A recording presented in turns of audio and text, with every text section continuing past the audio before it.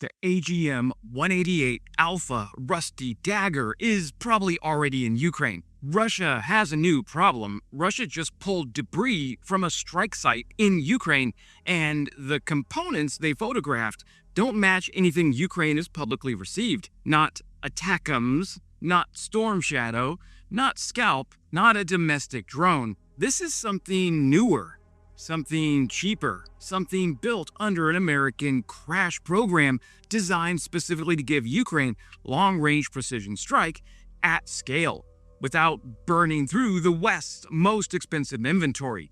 The missile is believed to be called Rusty Dagger, which sounds either like a pirate weapon, a dive bar in Pensacola, or the worst possible thing to find in a Russian fuel depot at 3 in the morning. And if the identification holds up, Ukraine may already be using the AGM-188 Alpha, the first operational missile developed under the U.S. Extended Range Attack Munition Program, or ERAM. A program, by the way, I covered last year when it was still a procurement story. Back then, the U.S. approved Ukraine to receive 3,350 ERAM missiles, aka Rusty Daggers. Ukraine was expected to receive a small test batch of 10 ERAMs as early as October of 2025, with a first major batch of 840 missiles scheduled for October of 2026. Now, we may have evidence that Ukraine is using them against the invader. Hey friends, I'm Wes O'Donnell, defense journalist, Army and Air Force veteran, and every time I hear the word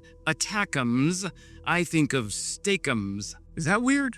That's probably weird. I've been watching the ERAM program since it was announced, and I want to walk you through exactly what the new evidence shows and what it means.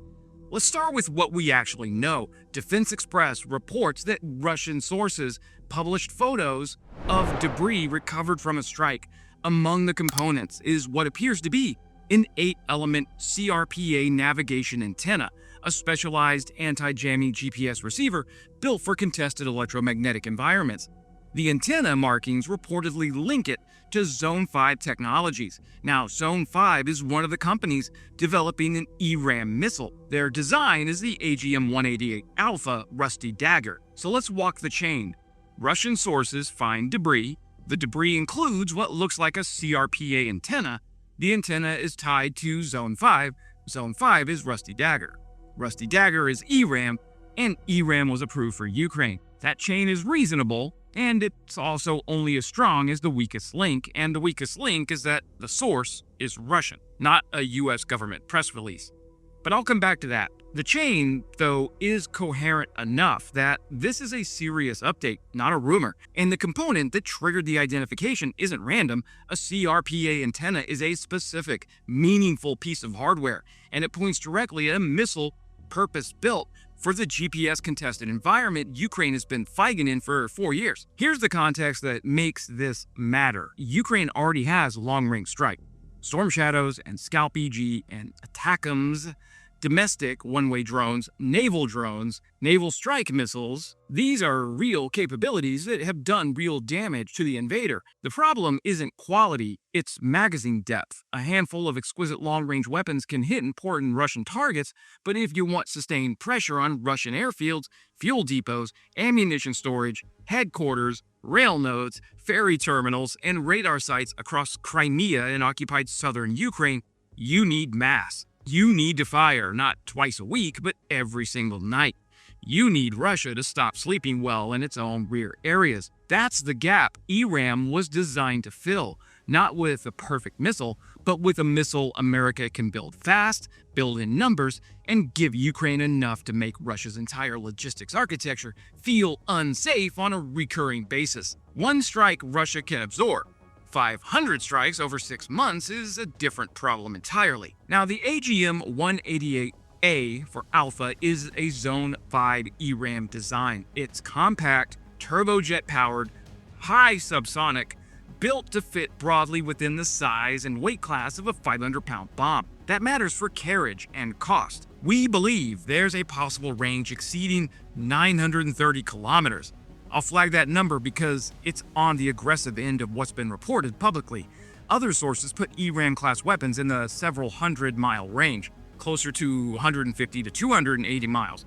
If the 930-kilometer figure is right, a large portion of occupied Ukraine and substantial parts of Russia fall inside reach from safe airspace. If the more conservative estimates are right, it's still a meaningful capability. Don't let YouTube map analysts tell you it can hit Moscow by Thursday, but don't dismiss it either. Even the conservative range, combined with air launch flexibility, gives Ukraine attack angles that ground launch systems can't offer.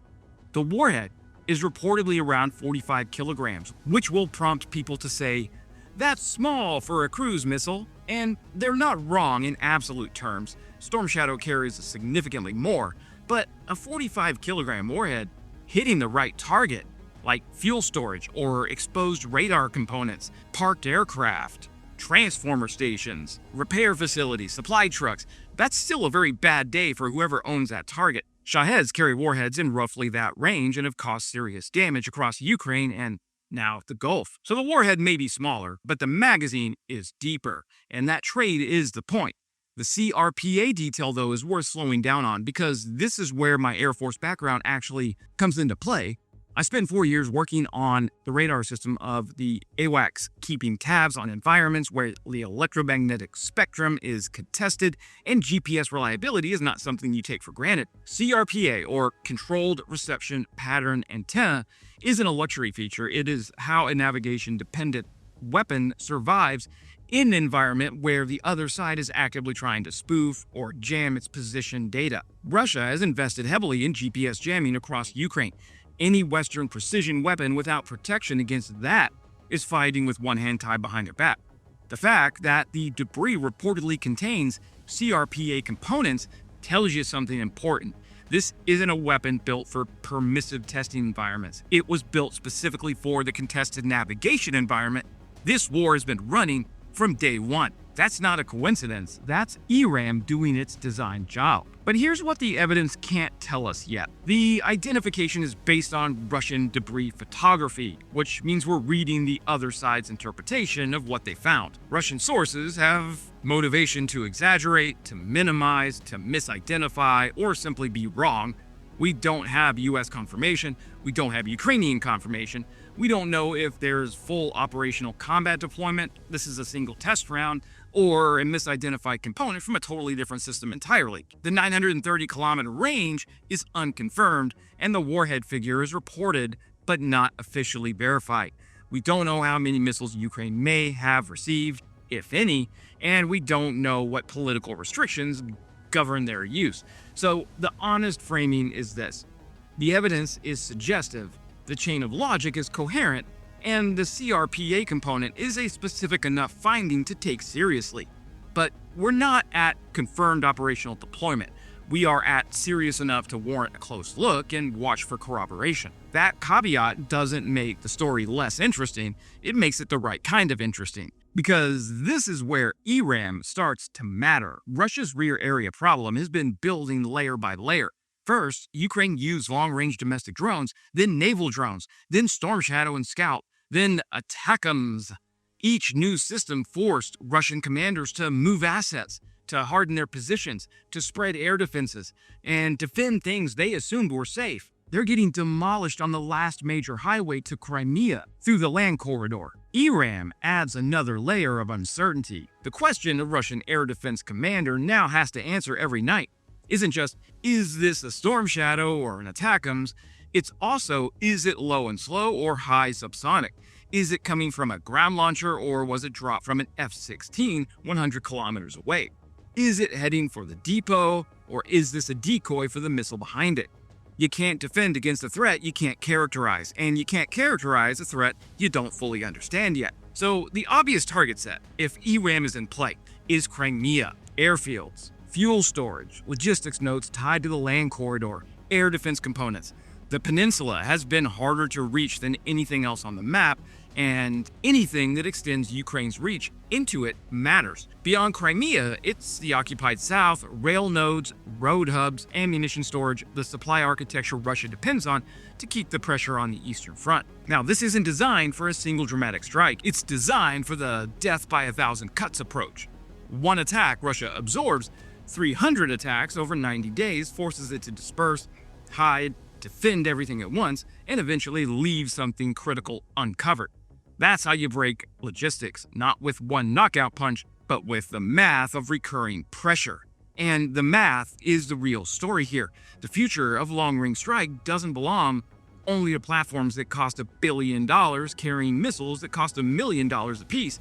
It belongs to that, sure, but it also belongs to weapons precise enough, cheap enough, and producible enough to be fired in salvos rather than rationed like vintage wine. ERAM is America's answer to the lesson Ukraine has been teaching the West for 3 years. Modern war burns through precision munitions at a pace no peacetime planner anticipated, and you can't fight a sustained campaign with boutique inventory. You need a weapon your industrial base can actually produce at the speed war demands. Rusty Dagger may not be the most capable cruise missile in anyone's inventory, but it's designed to be the most available one. In a war measured in months and years rather than days, available beats perfect every time. So, is the AGM-188 Alpha Rusty Dagger already in Ukraine? Probably. The evidence chain is coherent, the component identification is specific, and Zone 5 doesn't manufacture CRPA antennas for any other system that has a reason to be in eastern Ukraine. Nothing is confirmed until it's confirmed, and in this war, that bar sometimes takes months to clear. But if Rusty Dagger is already flying, Russia has a new problem. Not because this single missile changes the war, because it represents a category of weapon. Affordable, air-launched, long-range, producible at scale, that Russia has no good answer for when it starts arriving in volume. Rusty Dagger may sound like a tetanus incident behind a biker bar, but if it gives Ukraine mass-produced long-range strike capacity, well, Moscow's gonna learn that name very quickly. Probably the hard way. That is it for today, my friends. If you want to stay ahead of this story as it develops, hit subscribe. The ERAM program is moving and there will be more to cover as cooperation either arrives or doesn't. Subscribing is the best free way to support what I do here and prevents me from selling my questionable services on OnlyFans. The longer reads are over on Substack, QR code is on the screen, or just go to wesodonald.com. And as always, glory to Ukraine, glory to the heroes. Crimea is Ukraine.